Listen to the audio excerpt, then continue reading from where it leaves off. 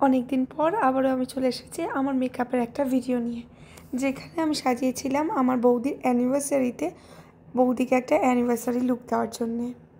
এখন যে লেহেঙ্গাটা দেখছো, এটা কিন্তু বৌদির রিসেপশনের জন্য আনা হয়েছিল, যেটা কোনো কারণে পরা হয়নি। তাই বৌদি ভেবেছিল এই ড্রেসটা অ্যানিভার্সারিতে পরবে। সেই মতনই আমি বৌদিকে সাজিয়ে দিই বৌদির পছন্দ মতন। তোমরা দেখে বলো তো বৌদিকে কেমন লাগছে।